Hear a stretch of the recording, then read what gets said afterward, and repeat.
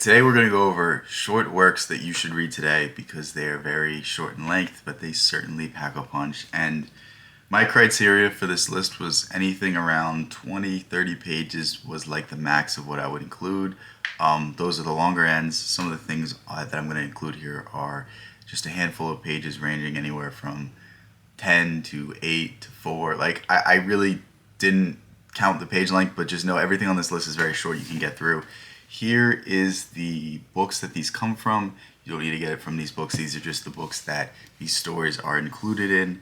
And yeah, a lot of this stuff you can find online because a lot of the stuff I like to read is in public domain. So don't ever feel the need to go out and buy the books. A lot of stuff I talk about is purely free online, and that's why I like talking about it, because it's very low cost and if not even just free. So the first thing we have is Sand and Foam, that comes from the collected works of Khalil Gibran. Sand and Foam is perhaps Khalil Gibran's best work. It's not his most famous work, but essentially what Sand and Foam is it's a work that is a set of aphorisms. I don't know exactly how many, but it's around 30-ish pages, I want to say, and basically it ranges from friendship to life to the fundamental questions of what is everything and everything in between, and it does it in such a poetic manner that I think at several points when I was reading this, I had to put it down and just go, wow, Gibran is a master. Wow, Gibran is really saying something here. And it rivals the philosophy of any philosopher, and it rivals the poetry of any poet. And that combination right there was something that I was extremely inspired by, and I actually wrote something that was fairly similar to Sand and Foam. Check it out if you want to, read my own writings. Go ahead in my school community. But, shameless self-plug here. But overall, Sand and Foam, I think, is Gibran's greatest work. I think it's way better than The Prophet, and I think it's something that's well worth reading if you like poetry, if you like philosophy, if you like Khalil Gibran. The next thing we have is Emerson's essays. In particular, what I want you to read, start off with first Self-Reliance. Self-Reliance is his most famous. I think it's the most bang for your buck. If you read Self-Reliance, you kind of understand what Emerson's talking about. You kind of understand the majority of his ideas. The other essays I would really suggest you go through are Compensation, which is the idea that in every instance there are equal parts good and equal parts bad, and it's just the way that we frame it that we hold on to. And so many people see something go wrong for them, but that they don't understand that things have to go wrong before they go right. If you succeed instantly, then you didn't value that success. But if you fail time and time again for years upon years upon years, and then you finally succeed, won't that be worth so much more than that instant lottery ticket win? And that's really what he's talking about. He's talking about how the things that you earn, the things that you struggle to get, are the things that you really appreciate. And it's beautifully put. Another one that's extremely inspiring is history. Emerson talks about history and basically shrugging off history and saying that, if you do everything as they did in the past, then all you'll be is a carbon copy. And a carbon copy is nothing compared to the original. So, thrust off history. You can learn your lessons, but understand that history was meant to be improved upon. And this also goes to the idea that history belongs to all men, which I think is one of Emerson's greatest ideas, and that states that everything that has been done is now possible to be done. Because human progress states that once something is done by someone, all you have to do is the exact same actions to get the exact same result. But now you can do it better. Because every time someone does something, then that means there's room for improvement. That means you can refine the process. And to me, that's one of the most inspiring ideas. And then the last thing I really, really urge you to read by Emerson is Nature. Nature is one of his more spiritual essays, but it talks about the idea of your nature.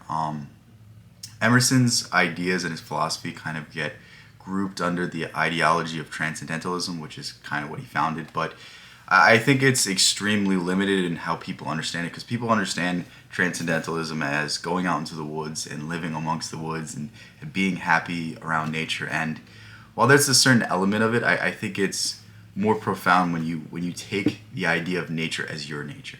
When you take it as the nature of all things, when you take it as your divine nature, as you would live if you had no restrictions. Basically, Nietzsche's Übermensch. Basically, the idea that you live with no limits. You live with nobody else telling you what to do, and you live in pure presence because every action you take, every step you take is of your own volition. And those are just a handful of Emerson's essays. Please pick up at least one of them, because Emerson, everything he wrote is online for free. I think he died in 1870, so everything should be in public domain, no matter where you are. With that said, Emerson's one of my favorite writers. He's definitely my favorite philosopher. So I'm very impartial to his ideas, but again, it's just me. The next thing we have is, honestly, you can read all of Dubliners. Dubliners is like 150 pages. But the story that stuck out to me in particular was The Dead. And this is actually almost a true story that James Joyce wrote about his own wife. I don't know if she was his wife at the time that he wrote this, but basically, James Joyce was dating or married to this guy. He was weird. He was very against tradition. He was very against marriage, and his wife Nora Barnacle eventually kind of, I don't know if she pressured him or tricked him or just said, "Hey, can we get married just for the sake of it?" And he finally agreed because he loved her so much. But she told him this story about how when she was younger there was a boy that waited out in the cold and basically died of hypothermia, and that's really what the story The Dead is about. It's about a man whose wife had this story that he didn't know about, and he's sitting here in bed listening to this story and understanding that for the first time he sees that he does not know everything about his wife. The person that he thought he loved, the person that he thought he knew is that's just a fraction of who that person was. And it's really speaking to the nature of relationships. It's really speaking to the nature of, can we ever understand anyone, especially even the people we love?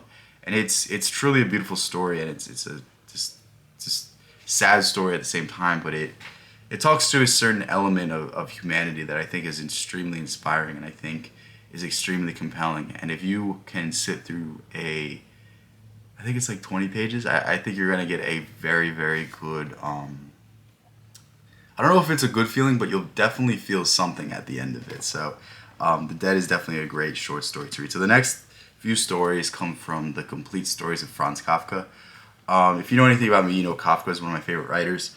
I could include everything by Kafka in this, basically. I think a lot of Kafka's works are something you should read, but when we're going to the shorter stories, I think there's a handful that really stick out.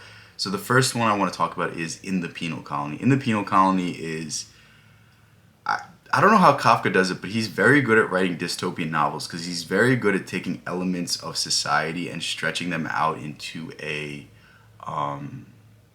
hyperbolic form in the sense that, like, Kafka's greatest work, The Trial, is about the justice system and how it's being pulled in all the different directions. And he basically creates a scene where the justice system is so corrupt, yet you can see the elements in every single justice system throughout the entire world. And he does a very good job of using this storytelling mechanic to tell something much deeper. And In the Penal Colony is about a man who is obsessed with his torture device, and basically he's a fanatic, and how all of these things kind of aren't really as it seems to be. And I don't know how to explain it aside from there's a torture device that this basically revolutionary put into office, and then there's this fanatic and he tries to follow the revolutionary, and you find out that things really aren't as they appear to be. And it's really just a weird tale. It really is. And it's just so Kafka-esque that I think it's definitely worth reading.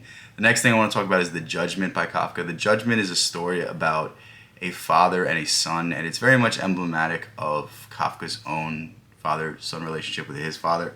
Kafka's father was someone that kind of worked his way up into the upper classes. He was new money, so he wanted his son to be almost as good as the old money sons, or the old money sons' reputation and jobs and status and all these sorts of things. And Kafka really didn't fit the mold. Kafka was a little sickly boy that really didn't excel as much as he should have because he was so frightened. And you can see this in a lot of Kafka's works. You can see this in The Metamorphosis. You can see this in The Judgment, as I'm talking about right now.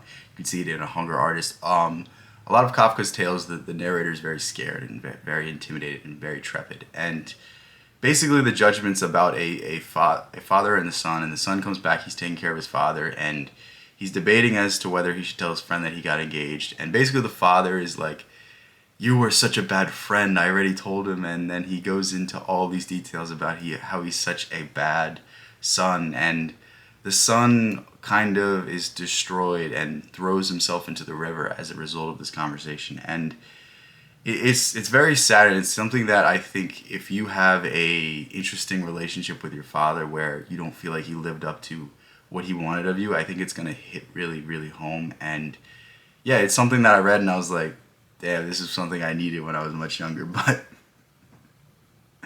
anyway, the last story I want to talk about is A Hunger Artist, because I'll leave it on a happy note. I don't know if it's a happy note or a melancholy note, but basically, A Hunger Artist was the final story that Franz Kafka wrote as he was dying of tuberculosis. And it's important to note that he was dying of tuberculosis because A Hunger Artist is about a man who basically starved himself for the sake of his art, because his art was starving himself in front of a crowd, like a street performer, someone that would sit in a cage and people would come to watch and say, I don't believe he's eating, and or I believe he's eating, and all these things. And basically the hunger artist it's a dying profession, and every time he performs, less and less people care, less and less people show up. And basically it gets to the point where this guy's in a cage and they basically forget about him in the cage. They put an animal in the cage and he's still there, and they're like, how long have you been here? And the hunger artist does not know how many days he's done it for, but he's broken his record, and he almost dies happy because he understands that he wasn't doing his art for the sake of anyone else. He was doing the art for the sake of himself. And that's what Kafka kind of came to as his dying realization, is that no matter what happened with the success of his writing, he wrote to express a part of himself that he couldn't express otherwise. And I think it's a beautiful sentiment. I think it's a great sentiment to die on. And there's almost a cathartic moment where Kafka finally kind of realizes what his life was all meant to be for. And with that said, here are some short stories. I can make more videos like this if you want more really short tales to go through that you can go through in an hour or two and get a great bang for your buck.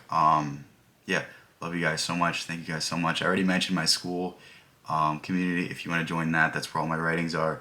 I'm gonna start adding more stuff. I feel like I keep saying that, but like I'm actually gonna do it this time. If you want to support the channel, become a channel member. If you don't and you just want to subscribe, that's cool too. I love all you guys. I love that anyone's interested in what I'm interested in. It's cool that I can just turn on the camera and not script anything and just talk and have people say like, oh, good suggestion, all this, all that. It's just cool. It's just cool that anyone wants to listen to you talk. So the fact that anyone wants to hear me ramble it's awesome. I love you guys so much. Thank you guys so much. Peace out. Catch you in the next one.